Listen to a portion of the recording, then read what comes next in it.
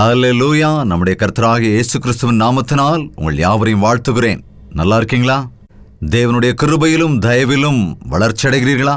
நீங்க நல்லா இருக்கணும்னு, ஆவிக்குரிய வாழ்க்கையில நல்லா இருக்கணும்னு, எல்லா விஷயங்களிலும் நல்லா இருக்கணும்னு உங்களுக்காக ஆண்டவருடைய சமூகத்திலே ஜெபித்து இவ்விதமாக ஆண்டவர் தருகிற செய்திகளை உங்களுக்காக கொடுத்து கொண்டிருக்கிறோம். எனவே நீங்களும் ஒவ்வொரு நாளும் தவறாமல் இந்த நிகழ்ச்சிகளை பார்த்து கொண்டிருக்கிறீர்களா?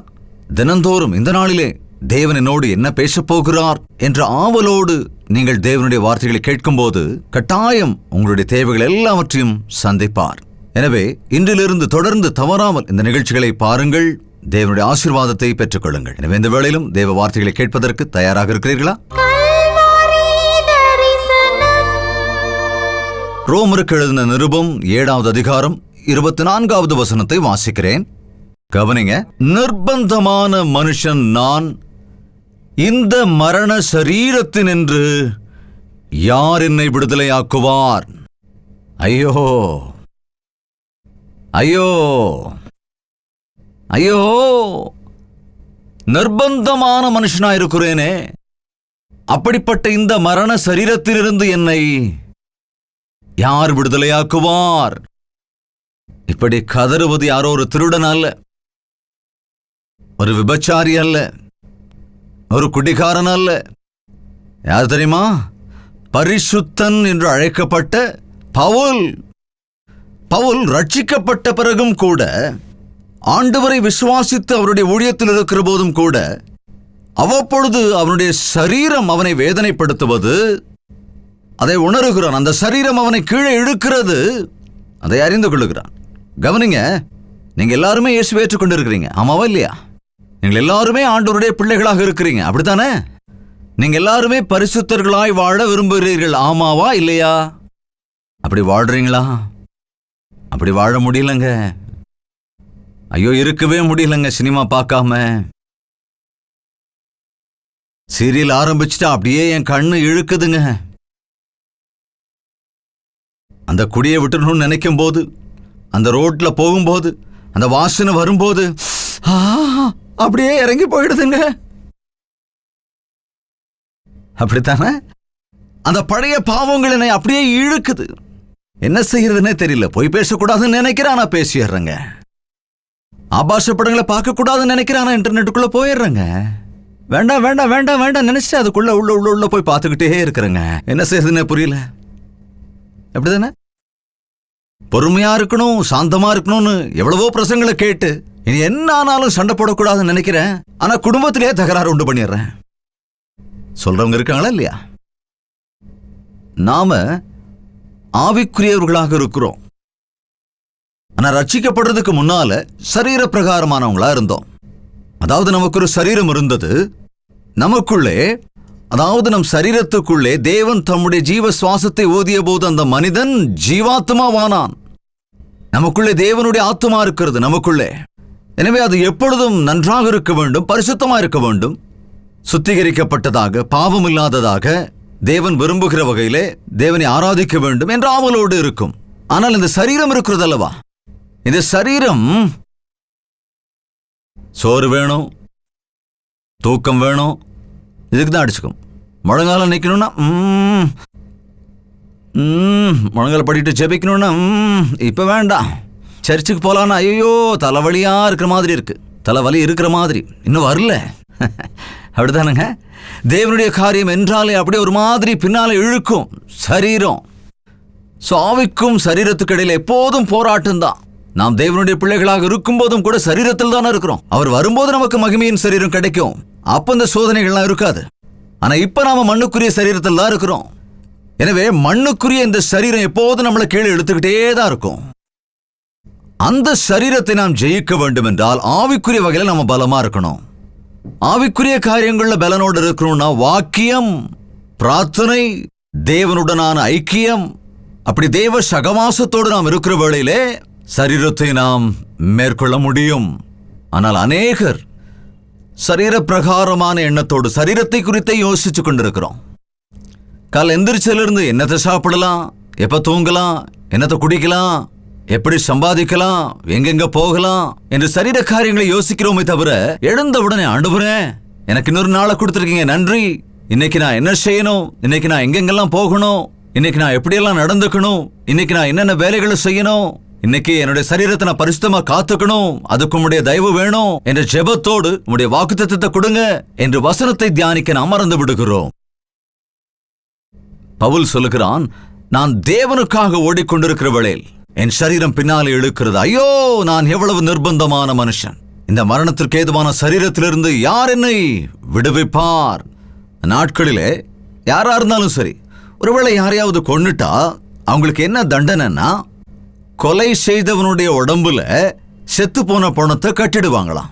அப்படி அந்த பணத்தை கட்டின அந்த ஃபர்ஸ்ட் டே அவங்க என்னென்னமோ அதெல்லாம் செஞ்சு இந்த சென்ட் எல்லாம் பூசின அந்த பணத்தை கட்டினாலே கொஞ்ச நேரம் நம்ம ஆளுக்கு, அதாவது இந்த கொலைகாரனுக்கு அந்த சென்ட் வாசனை வந்துகிட்டே இருக்கும். பரவாயில்ல, இது கொஞ்சம் அட்ஜஸ்ட் பண்ண முடியுது அப்படின்னு நினைச்சுக்கிட்டு இருப்பான். அப்படியே தூக்கிட்டு போவான். இருந்தாலும் தூக்கிட்டு போறது அவ்வளவு சுலபமா என்ன? அதுலயும் ஒருவேளை கொலை செய்யப்பட்டவன் ஒரு 70 கிலோவோ 80 90 100 கிலோவா இருந்தா, இந்த 30 கிலோ ஆள் மேல அதை கட்டிட்டா அவர் நிலைமை எப்படி இருக்குன்னு கொஞ்சம் யோசிச்சு பாருங்களேன். அவன் அந்த பணத்தை சுமந்துக்கிட்டு இழுத்துக்கிட்டே போகணும். ஒரு நாள் 2 நாள் அட்ஜஸ்ட் பண்ண முடியும். 3ஆவது நாள் அந்த சவத்தோட நாற்றம் எப்படி இருக்குன்னு தெரியுமா? தெரியாதா? உலகத்திலேயே மிக பயங்கரமான நாத்தம் வர்றது எதுன்னா மனிதனுடைய போனம் தாங்க. ஜந்துக்கள் கிட்ட கூட அவ்வளவு நாத்தம் வராது. அழுகி போன மனித சரீரம் பயங்கரமான நாற்றம் எடுக்கும்.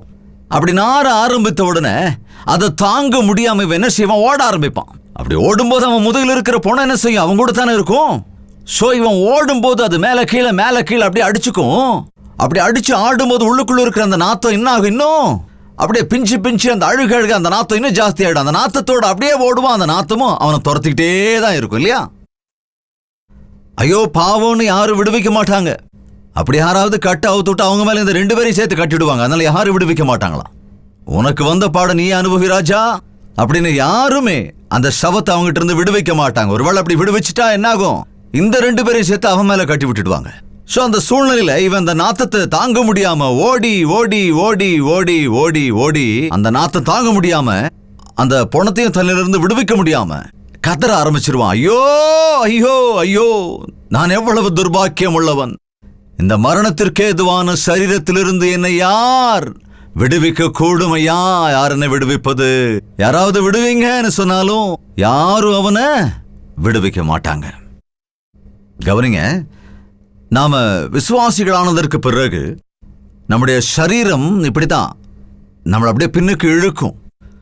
அதனாலதான் ஒரு மனிதன் இயேசு கிறிஸ்துவை ஏற்றுக்கொண்ட பிறகு இந்த உலகத்தின் இச்சைகளையும் சரீர இச்சைகளையும் சிலுவையில் அறைய வேண்டும் என்று வேதம் சொல்லுகிறது. அநேக சந்தர்ப்பங்களிலே ரட்சிக்கப்பட்டதற்கு பிறகு நான் விழுந்து விடுகிறேன், நான் இடறி விடுகிறேன், என் சரீரம் என்னை இழுக்கிறது, என்னுடைய பழைய பழக்க வழக்கங்கள் இழுக்கிறது என்று அநேகர் சொல்லுவதை நாம் கேட்கிறோம். நம்மை யார் விடுவிப்பது? ஒரு மனிதனால் இன்னொரு மனிதனை விடுவிக்கவே முடியாது. ஒரு மனிதன் குடிக்கு அடிமையாகிற போது அந்த குடிகாரன் அந்த கெட்ட பழக்கத்திலிருந்து வெளியே வர முடியாமல் புலம்பிக் கொண்டே இருக்கிறார்கள். ஐயோ, என் புத்தி கெட்டு போய் இந்த கெட்ட பழக்கத்துக்கு நான் அடிமை ஆயிட்டேன், இப்ப என்னால விடவும் முடியல, என்னால குடிக்காம இருக்கவும் முடியல, குடிச்சிட்டு சந்தோஷமா இருக்கவும் முடியல என்று அழுது புலம்புவோர் ஏராளம் உண்டு. ஏராளமானோர் பெண் பித்திலே விழுந்து, பெண் மோகத்திலே விழுந்து, பாவத்திலே விழுந்து இந்த வியாதியை அனுபவிக்கிறார்கள். ஐயோ ஐயோ, எனக்கு எய்ட்ஸ் வந்து விட்டதே, இந்த வியாதியிலிருந்து யார் என்னை விடுவிப்பார் என்று எத்தனையோ பேர் அழுது கொண்டிருக்கிறார்கள். வேசி ஆழமான படுகுழி, பரஸ்திரீ இடுக்கமான கிணறு. ஒரு தம்பி வந்து சொன்னான், அண்ணா எனக்கு 21 வயது தான், சில சோதனைகளை தாங்க முடியாம, சரீரட்சையை கட்டுப்படுத்த முடியாம ஒரு வேசிக்கிட்ட போயிட்டேன். அப்படி போயிட்டு வந்த 2வது நாளிலிருந்தே என் சரீரத்தில் அநேக பிரச்சனைகள் ஆரம்பிச்சிருச்சு. எனக்கு ரொம்ப பயமா இருக்கு, ஒருவேளை எனக்கு எய்ட்ஸ் வந்துருச்சோன்னு. அவள் ஒரு பெரிய வேசி, அவளுக்கு வியாதி இருக்குன்னு நிறைய பேர் சொல்றாங்க. ஐயோ, என் வாழ்க்கை என்ன ஆயிருச்சு? என்னுடைய இந்த வாலிபம் கொஞ்ச நேர சந்தோஷத்திற்காக, அற்ப கால சிற்றின்பத்திற்காக நானே தேடி வியாதியில விழுந்துட்டனே என்று கதறினான், அழுதான், மனஸ்தாபப்பட்டான். நீ மனஸ்தாபப்படுவதற்கு முன்பு முதல்ல சரீரத்தை தேவனுக்கு அர்ப்பணிக்கணுமா இல்லையா? ஆண்டவரே, இதன் சரீரம் என்று ஒரு வாரம் அவனுக்கு டைம் கொடுத்து சொன்ன, நீ 1 வாரம் ஒழுங்கா ஆண்டவரிடத்துல ஜெபம் பண்ணு, நானும் உனக்காக ஜெபிக்கிறேன், நீ ஒரு காலம் என்னுடைய சரீரத்தை இந்த மாதிரி காரியங்களுக்கு கொடுக்க மாட்டேன் என்று ஆண்டவர்கிட்ட உடன்படிக்கை பண்ணு என்று நான் சொன்னபோது அதை கேட்டு 1 வாரம் ஆண்டவர் சமூகத்தில் ஜெபிச்சான். அதுக்கப்புறம் போய் ஒரு வாரத்துக்கு அப்புறம் பிளட் செக் பண்ண சொன்னேன். அப்படி பிளட் டெஸ்டுக்கு போயிருந்த போது ஒரு அற்புதம் நடந்தது. அவன் தன் பாவங்களுக்காக கண்ணீர் விட்டு மனஸ்தாபப்பட்டான். கிறிஸ்துவின் ரத்தத்தால் கழுவப்பட்டதினாலே அந்த ரத்தத்தில் எந்த வியாதியும் இல்லை என்று ரிப்போர்ட் மூலமாக தேவன் தெரியப்படுத்தினார். அப்படி பாவத்தில் விழுந்து போகிற போது யாரிடத்திலுமே சொல்லாம அந்த தம்பி ஹைதராபாத்ல இருந்து மெட்ராஸுக்கு வந்தான் என்கிட்ட சொல்றதுக்காக. எதுக்கு அவ்வளவு தூரம் வந்திருக்கேன்னு கேட்டா, இதை சொல்றதுக்கு நம்பிக்கையானவங்க எனக்கு யாரும் தெரியலங்க. ஒருவேளை சொன்னா என்ன கேலி செய்வாங்களோ, என்ன திட்டுவாங்களோன்னு பயம் வந்துருச்சு. உங்ககிட்ட சொல்லணும்னு ஆண்டவர் உணர்த்தினாரு. அதனாலதான் அங்கிருந்து ஹைதராபாத்ல இருந்து மெட்ராஸுக்கு வந்து சர்ச்சுக்கு வந்து என்னிடத்துல சொல்லி அவன் போனான். சோ இந்த நாட்கள்ல அநேகர் தங்களுடைய மனதில் இருக்கிற வேதனைகளை, பாடுகளை அல்லது துக்கத்தை அல்லது பாவங்களை மனம் விட்டு சொல்ல யாரும் இல்லை. பாவத்தை உள்ளே வச்சுக்கிட்டு இருந்தா எப்படி? பாவத்தை மறைக்கிறவன் வாழ்வடைய மாட்டான், அவற்றை அறிக்கை செய்து விட்டு விடுகிறவனோ இரக்கம் பெறுவான் என்று வேதம் சொல்லுகிறது. எனவே உங்கள் இருதயத்தில் பாவத்தை மறைச்சு வைக்காதீங்க. அவங்கள வெளியே சொல்லுங்க. ஜெப வீரர்களான ஊழியக்காரர்கிட்ட சொல்லுங்க. தாய் தகப்பன் ஆவிக்குரியவர்களா இருந்தா அவங்க கிட்ட சொல்லுங்க. அல்லது ஒரு விசுவாசியான நல்ல ஆவிக்குரியவனான நண்பன் இருந்தா அந்த நண்பன் கிட்ட சொல்லுங்க. தேவனிடத்துல சொல்லுங்க. எல்லாத்தோட முக்கியமா அவர்கிட்ட தேவ சந்நிதியில சொல்லி நீங்க ஜெபிக்க ஆரம்பிங்க. எத்தனை பேர்கிட்ட நீங்க சொல்லி எத்தனை பேர் உங்களுக்காக ஜெபித்தாலும் நீ அறிக்கை செய்து ஜெபிக்காவிட்டால் உனக்கு அந்த குணம் என்பது கிடைக்காது. இந்த ஸ்பீக்கர் பாக்ஸ் என்னால தூக்க முடியலனா பிரதர் வந்து ஒரு கை கொடுங்க அப்படின்னு நான் கேட்பேன். அதை விட்டுட்டு நீங்க தூக்குங்க நான் படுத்து தூங்குறேன்னா அது நடக்கிற காரியமா? அதே போலதான் நீங்க எனக்காக ஜெபம் பண்ணுங்க பாஸ்டர், நாங்க நல்லா பிரியாணி சாப்பிட்டுட்டு தூங்குறோம், நீங்க உபவாசம் இருந்து ஜெபம் பண்ணுங்க, 100 ரூபாய் காணிக்க அனுப்பி வைக்கிறோம் என்று சொல்லுகிற விசுவாசிகள் கூட இருக்கிறார்கள். அப்படி இல்லைங்க. நீங்களும் ஜெபிக்கணும். உங்களுக்கு உதவி செய்வதற்காக உங்கள் பட்சமாக தேவனிடத்தில் ஜெபிக்கிற ஊழியக்காரர்கள் இருக்கிறார்கள். தேவ ஜனங்களுக்காக இருக்கிறார்கள். உங்கள் இருதயத்தை திறந்து உங்கள் பிரச்சனையை சொல்லுங்க. உங்கள் பாவத்தை சுமக்க முடியாம அந்த பாவத்தை உள்ளுக்குள்ளேயே வச்சுக்கிட்டு குமரிக்கிட்டு இருக்காங்க இன்னைக்கு எத்தனையோ பேர். ஐயோ ஐயோ என்னை யாரு விடுவிப்பாங்க, யாரு இந்த பிரச்சனையை நான் சொல்லுவேன், யாருன்னு விடுவிப்பாங்க, என்னால இது யார்ட்டையும் சொல்ல முடியலையே என்று எத்தனையோ ஸ்திரீகள் இன்று நம்முடைய பாரத தேசத்துல கணவனுடைய இம்சையை தாங்க முடியாமல், வீட்டில் இருக்கிற பிரச்சனைகளை தாங்க முடியாமல் சோர்ந்து போயிருக்கிறார்கள். நீங்கள் உட்கார்ந்து அழுவதை விட முழங்கால் படியில் நின்று தேவ சந்நிதியில் அழுதால் உங்கள் பாடுகளில் இருந்து நீங்கள் விடுவிக்கப்படுவீர்கள். சரீர பிரகாரமான துக்கம் மரணத்தை கொண்டு வந்துவிடும். தேவனுடைய பிரகாரமான துக்கம் மனம் திரும்புதலுக்கு வழி நடத்தும். நீங்கள் எந்த விஷயத்தை குறித்த கவலையோடு இருக்கிறீர்களோ அந்த கவலையை விண்ணப்பமாய் மாற்றி தேவனிடத்திலே சொன்னால் அந்த விண்ணப்பத்திற்கான பதிலை தேவன் அருளி செய்வார். எத்தனையோ சந்தர்ப்பங்களிலே நம்முடைய வாழ்க்கையில் பாரமான விஷயங்கள் இருக்கும். செய்யக்கூடாதுன்னு நினைக்கிறேன், ஆனா செஞ்சுக்கிட்டே இருக்கிறேன். எத்தனையோ தடவை இதை செய்யக்கூடாதுன்னு தீர்மானம் எடுத்தேன், ஆனா மறுபடியும் செஞ்சிடறேன் என்று சொல்லுகிறவர்களை இந்த நாளிலும் ஆண்டவர் விடுவிக்க சித்தமாயிருக்கிறார். நாம் ஒன்றை புரிந்து கொள்ள வேண்டும். பவுல் சொல்லுகிறான், நான் செய்ய நினைப்பதை செய்ய முடியவில்லை, செய்யக்கூடாது என்று நினைத்ததை செய்து கொண்டிருக்கிறேன். ஜெபிக்கலாம் என்று நினைத்தால் ஜெபிக்க முடியவில்லை, பாவம் செய்யக்கூடாது என்று நினைத்து பாவம் செய்து விடுகிறேன். பாக்குறீங்களா? அப்படித்தான் இந்த ரெண்டுக்கும் போராட்டம் இருக்கு நம் சரீரத்துல. ஒரு வீட்டுல ஒரு வெள்ளை நாயும் கருப்பு நாயும் இருந்துதான். அந்த வீட்டு எஜமானருக்கு கருப்பு நாயினா ரொம்ப இஷ்டம். அப்பப்போ அதுக்கு நல்ல ஃபுட்டு, மாம்சம் எல்லாம் கொடுத்து 3 வேளையும் சாப்பாடு தருவார். அந்த வெள்ளை நாயினா அவருக்கு அவ்வளவு இஷ்டம் இல்லை. அப்பப்போ கொஞ்சம் கஞ்சி ஊத்துவார், அவ்வளவுதான். அதுக்கு கொஞ்ச நாள் ஆனதுக்கு அப்புறம் அந்த கருப்பு நாய் எப்படி இருக்கும், அந்த வெள்ளை நாய் எப்படி இருக்கும் சொல்லுங்க? நல்ல நியூட்ரிஷன் ஃபுட்டு, மாம்சம் எல்லாம் சாப்பிட்ட நாய் எப்படி இருக்கும்? நல்ல பைல்வான் மாதிரி இருக்கும். இந்த வெள்ளை நாய் எப்படி இருக்கும்? அப்படியே காஞ்சு போய் எலும்பு கூட நிற்கும். இது ரெண்டும் அடிச்சுக்க ஆரம்பிச்சதுன்னா எது ஜெயிக்கும்? நம்முடைய சரீரம் கருப்பு நாயங்க, நம்முடைய ஆத்துமா வெள்ளை. காலையில் எழுந்ததும் நீ வெள்ளைக்கு சோறு வைக்கிறியா கருப்புக்கு சோறு வைக்கிறியா? காலையில் எழுந்ததும் இந்த கருப்பு நாயா காஃபி அப்படின்னு கேட்கும். சோ கருப்பு நாய்க்கு காஃபி கொடுக்கணும். அதுக்கப்புறம் எழுந்ததுக்கு அப்புறம் பிரஷ்ல கோல்கேட் பேஸ்ட் வேணும், பிரஷ் வேணும், அதுக்கப்புறம் நல்ல சந்தூர் ஷாம்பு வேணும். அப்படிதான் அந்த கருப்பு நாயை குளிப்பாட்டுறதுக்கு நல்ல சுடுதண்ணி வேற வேணும். ஐயோ இந்த கருப்பு நாய்க்கு நல்ல ஏசி வேணும், இந்த கருப்பு நாய்க்கு நல்ல பெட்டு வேணும், இந்த கருப்பு நாய்க்கு நல்ல கூலிங் கிளாஸ் வேணும், மோதிரம் வேணும், வாட்ச் வேணும். ஐயோ அந்த கருப்பு நாய்க்கு என்னென்ன தேவைப்படுது பாருங்க. காலையில் எந்திரத்துல இருந்து அது வேணும் இது வேணும் எல்லாத்தையும் போட்டுக்க வேண்டியது எல்லாத்தையும். அப்படித்தானே? ஆனா அந்த வெள்ளை நாய் இருக்க ஆத்துமா அதை உள்ளுக்குள்ள அப்படியே ஐயோ டயர்டா இருக்கும்.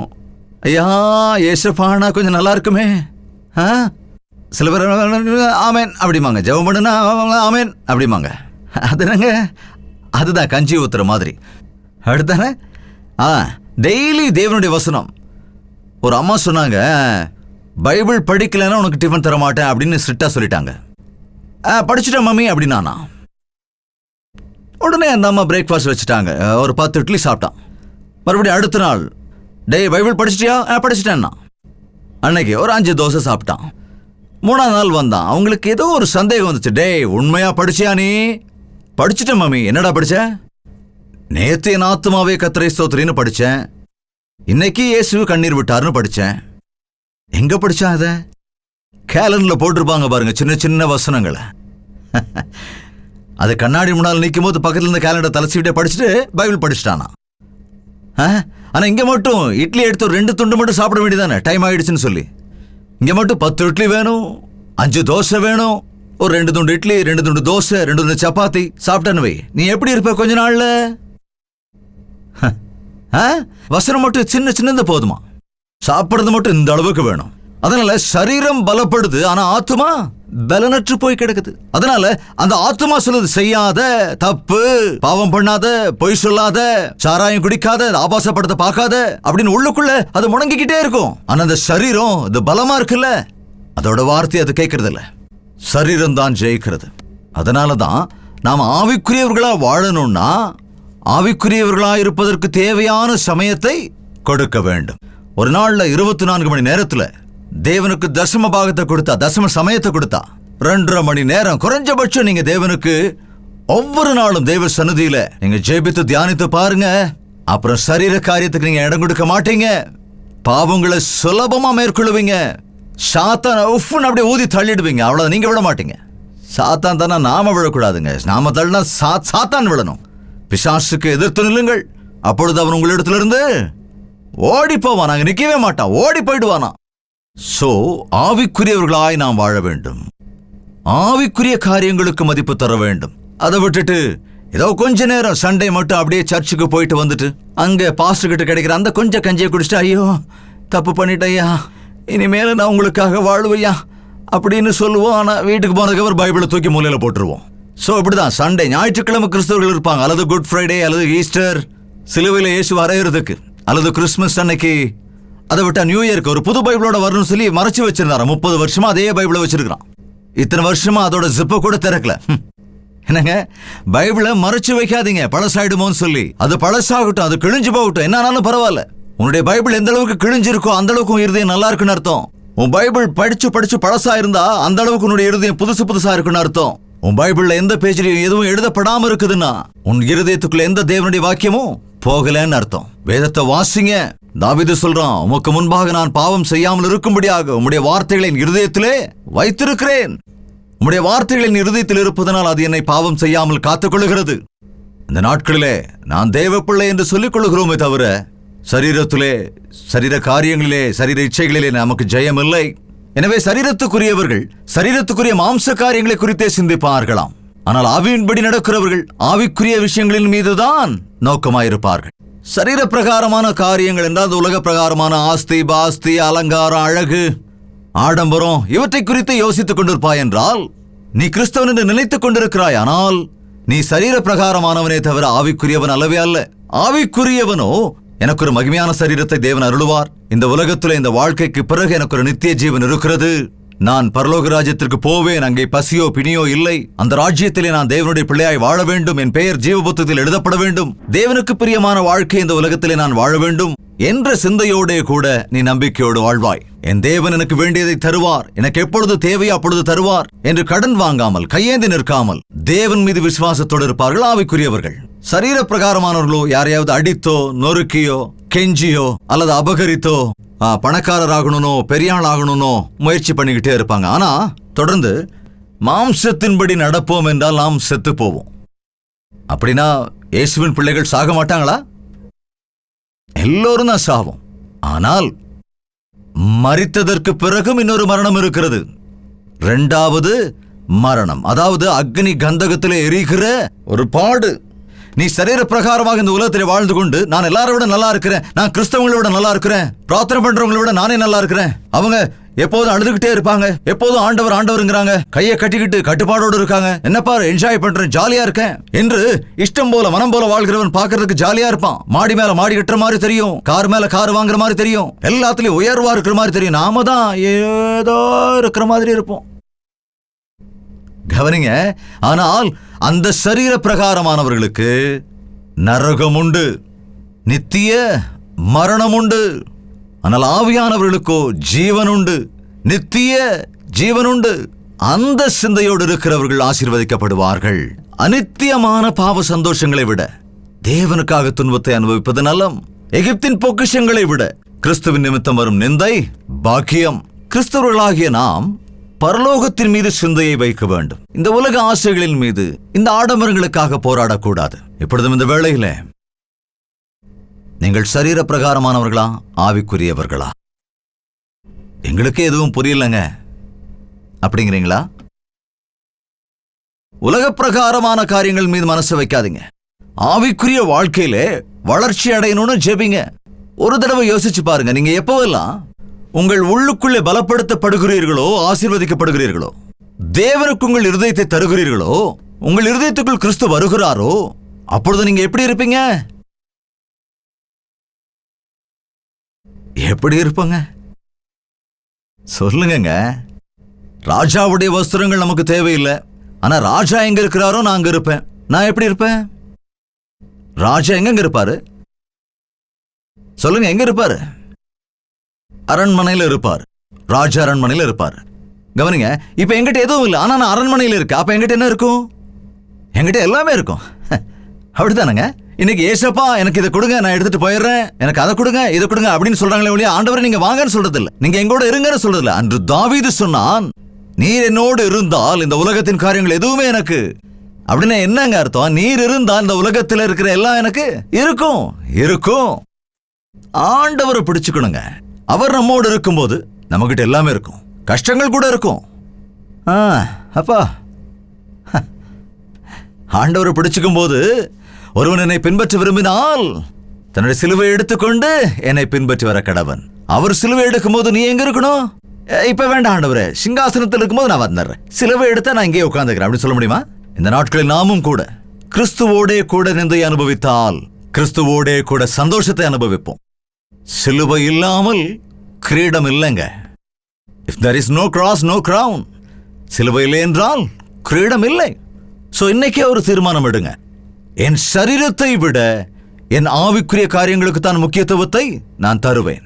நம்முடைய சரீரம் மண்ணுக்குரியதாக இருக்கிற போதும் பரிசுத்த ஆவியானவர் நமக்குள் இருந்தால் அதே நம்முடைய சரீரங்கள் தேவாலயமாக மாறிவிடுகிறது. அதுக்காக சரீரத்தை நல்லா வச்சுக்காதீங்க, குளிக்காதீங்க, நல்லா சாப்பிடாதீங்க, நல்லா ட்ரெஸ் பண்ணாதீங்கன்னு ஆண்டவர் எங்கேயும் சொல்லலைங்க. முதலாவது என்னுடைய நீதியையும் என்னுடைய ராஜ்யத்தையும் தேடுங்கள், அப்பொழுது இவைகள் எல்லாம் உங்களுக்கு கொடுக்கப்படும். எல்லாத்தையும் கொடுப்பாருங்க. இந்த உலகத்துல வாழ்வோம், வேலை செய்வோம், படிப்போம், வீட்டு வேலை, சமையல் வேலை செய்வோம். இதெல்லாத்தை விட முக்கியமா என் தேவன் என்னோடு இருக்கிறார். அந்த தேவனுடைய தயவு எனக்கு வேண்டும், என் தேவனுடைய உதவி எனக்கு வேண்டும். நான் என் ஆண்டவருக்காக சாட்சியாக நான் வாழ்வேன், என் சரீரத்தை நான் தேவ மகிமைக்காக பயன்படுத்துவேன் என்ற ஒரு உடன்படிக்கை பண்ணிக்கொள்ளுங்க.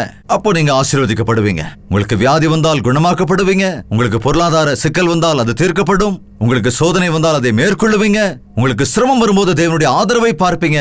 தேவனுடைய வழிநடத்துதலோடு, அவருடைய உதவியோடு அவருக்காக உங்களால் வாழ முடியும். எல்லோரும் தலைகளை தாழ்த்தி தேவனை நோக்கி பார்க்கலாம். பரிசுத்த ஆவியானவர் உங்களோடு பேசும்போது இன்றிலிருந்தே உங்கள் சரீரம் தேவாலயமாக தேவனுக்கு அர்ப்பணித்து விடு. என்னுடைய குடும்பத்தை பாருங்க ஆண்டவரே, என்னுடைய வாழ்க்கையில இந்த பாரங்களை நான் சுமக்க முடியவில்லை, இந்த சோதனைகளை சுமக்க முடியவில்லை, இந்த கெட்ட பழக்கங்களிலிருந்து நான் வெளியே வர முடியவில்லை, இந்த பிற ஸ்திரீ மோகத்திலிருந்து நான் வெளியே வர முடியவில்லை, இந்த இன்டர்நெட்டிலே வருகிற அந்த ஆபாச படங்களை பார்ப்பதிலிருந்து என்னுடைய பார்வையை என்னால் திருப்ப முடியவில்லை, அந்த படங்களை என்னால் பார்க்க முடியாமல் இருக்க முடியவில்லை. ஆண்டவரே, என்னுடைய பாவம் இது, என்னுடைய பலவீனம் இது, என்னுடைய சோதனை இது. ஆண்டவரே, எனக்கு உதவி செய்யுங்க. ஜெபிக்கலாமா? பரிசுத்தரே, அன்புள்ள பிதாவே, ஒரு முறை எங்கள் எல்லாரையும் பாருங்கப்பா. எத்தனையோ தடவை நாங்கள் ஐயோ ஐயோ ஐயோ என்று விதவிதமான பிரச்சனைகளால் வேதனைக்குள்ளாக இருக்கிறோம். எங்களுக்கென்று யாரும் இல்லையே, என்னை விடுவிக்க ஒருவரும் இல்லையே, எனக்கு உதவி செய்ய ஒருவரும் இல்லையே, என்னுடைய வாழ்க்கை இப்படி ஆகிவிட்டதே என்று குமுறிக் கொண்டிருக்கிறோம் ஐயா. இனி நான் சரியாகவே முடியாது, என்னால் மீளவே முடியாது என்ற அநேக காரியங்களில் சோர்ந்து போய் கிடக்கிறோம் ஐயா. இதோ இடத்துல வேண்டிக் கொள்கிற எல்லாரையும் பாருங்கப்பா. எந்த நெஞ்சில எந்த வேதனை இருக்கிறதோ, எந்த இருதயங்கள் நொறுங்குகிறதோ பாருமையா. பாவ நாற்றத்தோடு நாங்கள் இருந்து விடாமல் எங்களுக்காக சிலுவையிலே தொங்குகிற இயேசுவை நோக்கி பார்த்து நாங்கள் ஆதரிக்கப்படுவதற்கும், நாங்கள் சுஸ்தப்படுத்தப்படுவதற்கும், நாங்கள் சுத்திகரிக்கப்படுவதற்கும் ஜெயத்தை பெறவும் கிருபை இருளுங்கப்பா. சரீர பிரகாரமான சிந்தையிலிருந்து எங்களை விடுவீங்க ராஜா. மரணத்துக்கு ஏதுவான பாவங்களிலிருந்து எங்களை விடுவீங்கப்பா. சாபங்களிலிருந்து எங்களுக்கு விடுதலை அருளுங்கய்யா. இப்பொழுது உம்மிடத்திலே கேட்கிற ஒவ்வொருவரையும் நசரேயனாகிய இயேசு கிறிஸ்துவின் நாமத்திலே விடுதலை செய்கிறேன் அப்பா. குடிப்பழக்கத்துக்கு அடிமையாக இருக்கிற, வேசித்தனத்துக்கு அடிமையாக இருக்கிற, ரகசிய பாவங்களுக்கு இடம் கொடுத்து பரிசுத்த குலைச்சலுக்கு ஆளாகி இருக்கிற, கோபத்தால், துவேஷத்தால், பகையால், சாத்தானுடைய தந்திரத்தால் சமாதானம் இல்லாமல் இருக்கிறவர்களை நசரேயனாகிய இயேசு கிறிஸ்துவின் நாமத்தினாலே விடுதலை செய்கிறோம் ஐயா. பொருளாதார சிக்கல்களுக்குள் இருக்கிற, வேலையில்லாமல் இருக்கிற, கடனை அடைக்க முடியவில்லையே என்று, வீட்டை கட்டி முடிக்க முடியவில்லையே என்று, சமாதானம் இல்லாமல், சந்தோஷம் இல்லாமல் சோர்ந்து போய் கிடக்கிறவர்களை நசரேயனாகிய இயேசு கிறிஸ்துவின் நாமத்திலே விடுதலை செய்யும்படி ஜெபிக்கிறோம். உம்முடைய பரலோகத்தின் ஆசீர்வாதங்களை உம்முடைய பிள்ளைகளின் மீது ஊற்றுங்க ஆண்டவரே. இயேசு கிறிஸ்துவின் நாமத்திலே வேண்டிக் கொள்கிறோம் பிதாவே. நம்முடைய கர்த்தராகிய இயேசு கிறிஸ்துவினுடைய கிருபையும், பிதாவாகிய தேவனுடைய அன்பும், பரிசுத்த ஆவியானவருடைய அந்யோன்ய ஐக்கியமும், சந்தோஷமும், சமாதானமும் நம் அனைவரோடும், இந்த நிகழ்ச்சியை பார்க்கிற ஒவ்வொருவரோடும் இன்றும் என்றும் சதா காலங்களிலும் நீடித்து நிலைத்திருப்பதாக. ஆமேன், ஆமேன், ஆமேன்.